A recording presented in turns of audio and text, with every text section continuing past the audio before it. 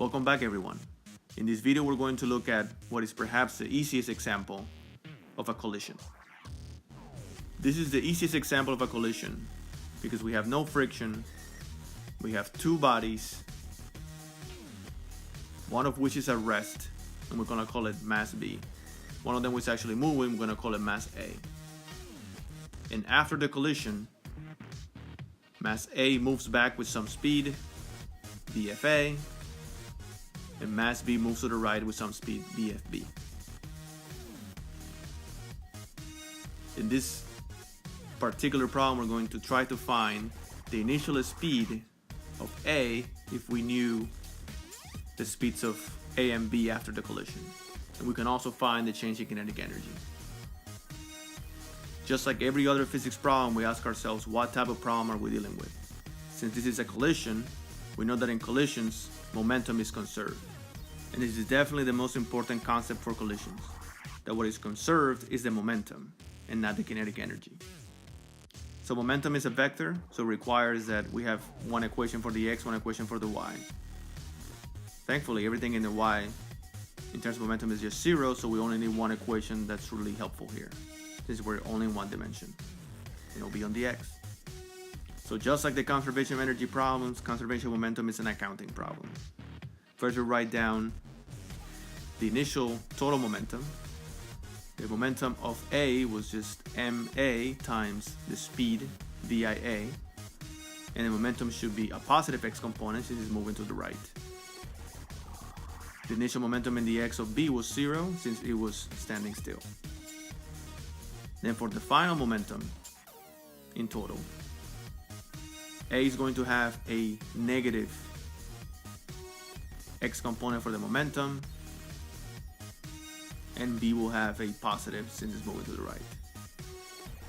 So once again, it just came down to finding the total initial and total final momentums, so that we can now set them equal to each other and solve for whichever variable we're interested in. In this particular problem, they can give you the final speeds of A and B so that you can solve for the initial speed of A. Or they could have given you two other ones so that you can solve for a different third one. But at the end, in this collision problem, it would have been the same exact technique. Find expressions for the initial momentum and expressions for the final momentum, set them equal to each other, and then just solve for whatever you need.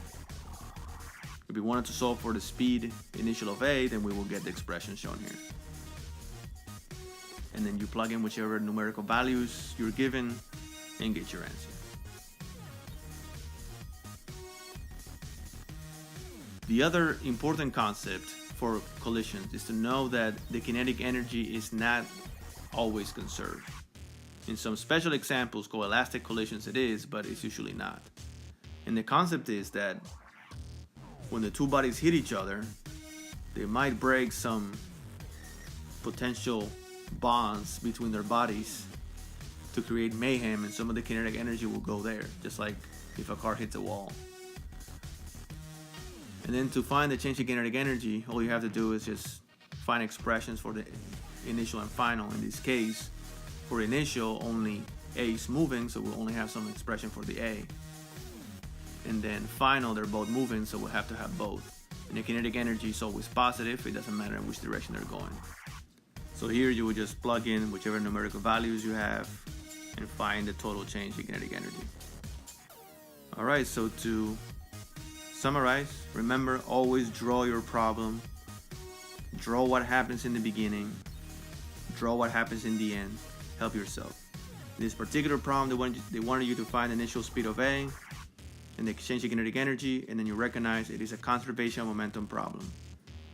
It is in one dimension, so you can just do everything in the x. Write down your initial total momentum, write down your total final momentum, and then you're gonna set them equal to each other and solve for whatever expression you need. In this case, will be the initial speed of A. And then once you have these values, you can find the change in kinetic energy by writing down the initial, the final, and then finding the difference. All right, everyone, I hope this was useful. Thank you.